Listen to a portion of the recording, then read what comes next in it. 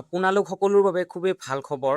গ্ৰামীণ panchayat recruitment 2026 বৰ্ষৰ বাবে বহুতো পদ মুকলি কৰি দিছে।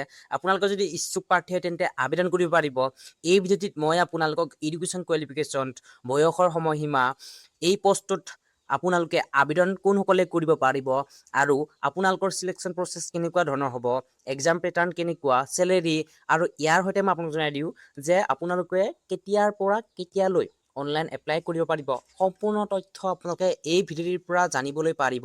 এই ভিডিঅ'টি আপোনালোকে শেষলৈ চাই থাকিলেহে আপোনালোকে সম্পূৰ্ণকৈ বুজি পাব। আৰু ইয়াৰ আগতে মই আপোনালোকক এটা কথা জনাওঁ, যদিহে আপোনালোকে মোৰ ভিডিঅ'টি পোনপ্ৰথমবাৰৰ বাবে চাইছা তেনেহ'লে এই চেনেলটো আপোনালোকে ছাবস্ক্ৰাইব কৰি ৰাখিব, কিয়নো এনেকুৱা ধৰণৰ ভিডিঅ' আপোনালোকে এই চেনেলটোৰ মাধ্যমৰ পৰা পাই থাকিব। পোনপ্ৰথমতে আহক আমি জানি লওঁ GPSSB ফুল ফৰ্মটো কি। The panchayat service selection board. আপোনালোকে এই পঞ্চায়ত ছাৰ্ভিচ চিলেকশ্যন বৰ্ডৰ দ্বাৰা আপোনালোকে নিযুক্তি পাব। আপোনালোকে এই নিযুক্তিটো খুব ডাঙৰ নিযুক্তি হয়। ইয়াত আপোনালোকে বিভিন্ন ধৰণৰ পোষ্ট দেখিবলৈ পাব, যেনে ধৰণৰ পশুধন নিৰীক্ষক, লাইফ ষ্টক ইনস্পেক্টৰ ইত্যাদি। আপোনালোকে বিভিন্ন ধৰণৰ পোষ্টত চাকৰি পাবলৈ সক্ষম হ'ব আৰু ইয়াত ভেকেঞ্চিও বহুত আছে। আপোনালোকে কোনো ধৰণৰ চিন্তা নকৰিব। আপোনালোকে গোটেইখিনি প্ৰচেছ জানি লোৱাৰ পিছত নিজেই নিজৰ মোবাইলত আপোনালোকে এপ্লাই কৰিবলৈ পাৰিব। আৰু আপোনাক মই জনাই দিছোঁ, interest and eligible candidate for গ্ৰাম panchayat recruitment 2026 can get complete information related. আপোনালোকে এই ভিডিঅ'টিৰ দ্বাৰা কমপ্লিট আপোনালোকে গোটেইখিনি ইনফৰমেশ্যন ৰিলেটেড হওক বা আপোনালোকে এডুকেশ্যন কোৱালিফিকেশ্যন হওক, গোটেইখিনি আপোনালোকে এই ভিডিঅ'টিৰ পৰা জানিবলৈ পাৰিব। ইয়াত আপোনালোকে কেতিয়াৰ পৰা অনলাইন হৈছে গোটেইখিনি মই আপোনালোক জনাই দিওঁ, ঠিক আছে। আপোনালোকে গোটেইখিনি জানিবলৈ পাৰিব। পোনপ্ৰথমতে মই আপোনাক জনাই দিছোঁ যে অৰ্গেনাইজেশ্যনটোৰ নেম হৈছে panchayat service selection board, GPSSB short ফৰ্মত। ইয়াত আপোনালোকে বিভিন্ন ধৰণৰ পষ্টত দেখিবলৈ পাব, যেনে ধৰণৰ গ্ৰাম সেৱক, পশুধন নিৰীক্ষক, লাইফ ষ্টক ইনস্পেক্টৰ ইত্যাদি। আপোনালোকে বিভিন্ন ধৰণৰ আপোনালোকে পোষ্ট পাব আৰু ইয়াত আপোনালোকে প্ৰতিটো পোষ্টৰ বাবে প্ৰতিটো ভেকেঞ্চি আছে। আপোনালোকে কোনো ধৰণৰ চিন্তা নকৰিব, বহুত বেছি ভেকেঞ্চি আছে। নাম্বাৰ অফ পোষ্ট হৈছে 612 পোষ্ট আছে। এইটো বহুত বেছি পোষ্ট হয়।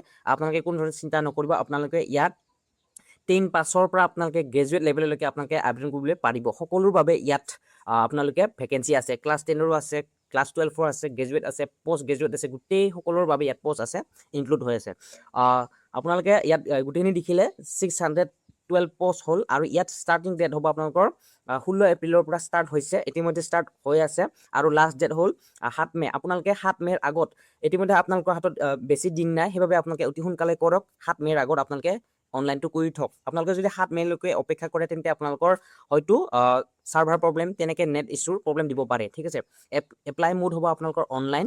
আৰু আপোনালোকে এই গ্ৰাম পঞ্চায়ত ৰিক্ৰুটমেণ্ট 2026 বৰ্ষৰ বাবে এডুকেশ্যন কোৱালিফিকেশ্যন গোটেই জানি লওক। এতিয়া মই আপোনাক জনাই দিছোঁ যে আপোনালোকে চিম্পুল 10 পাছ, 12 পাছ, ডিপ্ল'মা বা গ্ৰেজুৱেট সকলো কোৱালিফিকেশ্যনসমূহ দিয়া আছে। সকলোৰ বাবে ইয়াত নিৰ্দিষ্টকৈ পষ্ট আছে।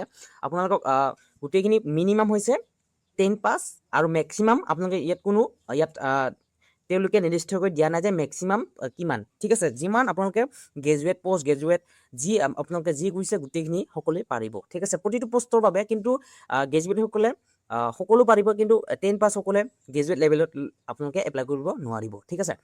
গ্ৰাম পঞ্চায়ত ভৰ্তি এজ লিমিটটো হৈছে আপোনালোকে এনেকুৱা ধৰণৰ 1/1/2026 কাউণ্ট কৰা হ'ব। আপোনালোকৰ মিনিমাম আপোনালোকে 18 বছৰ লাগিব আৰু মেক্সিমাম হৈছে আপোনালোকৰ 35 বছৰ লাগিব, ঠিক আছে। আৰু ইয়াত আপোনালোকৰ এজ ৰিলেক্সেশ্যন থাকিব। SC ST OBC সকলৰ বাবে আপোনালোকৰ এজ ৰিলেক্সেশ্যন থাকিব। যেনে ধৰণৰ SC ST আৰু ST দুটা কেটেগৰী আছে। এটা হ'ল P, এটা মানে P মানে প্লেনিং বা প্লেন, ঠিক আছে। আৰু যিটো নেকি ST হিলছ, H আছে হিলছ, এটা প্লেন এটা হিলছ থাকে। আৰু সেইকেইটাৰ বাবে আপোনালোকৰ গোটেইখিনি 5 ইয়াৰ্ছকৈ থাকে। SC ST দুটাৰো আপোনালোকে 5 ইয়াৰ্ছকৈ পাব আৰু OBC সকলে 3 ইয়াৰ্ছ এজ ৰিলেক্সেশ্যন পাব, ঠিক আছে। 35ৰ লগত যদি আমি এটা পাছ ইনক্লুড কৰোঁ তেন্তে 40 হ'ব। যদিহে আপোনালোকে বা আমি 3 এটা এড কৰোঁ তেন্তে কিমান হ'ব, 38 হ'ব, ঠিক আছে। OBC সকলে 38 আপোনালোকে এজ ৰিলেক্সেশ্যন পাব। 38লৈকে আপোনালোকে এপ্লাই কৰিবলৈ পাৰিব। গ্ৰাম পঞ্চায়ত ভেকেঞ্চি ডিটেইলছটো এনেকুৱা ধৰণৰ। গ্ৰাম সেৱক, পশুধন নিৰীক্ষক, লাইফ ষ্টক ইনস্পেক্টৰ হয়। কোনসকলে এপ্লাই কৰিব পাৰিব, গোটেইখিনি আপোনালোকে অল ইণ্ডিয়া জব হয়, চেণ্ট্ৰেল জব হয়, কোনো ধৰণৰ চিন্তা নকৰিব। মেল ইণ্ডিয়া জব গোটেইখিনি মেল এণ্ড ফিমেলে ইয়াত এপ্লাই কৰিবলৈ পাৰিব।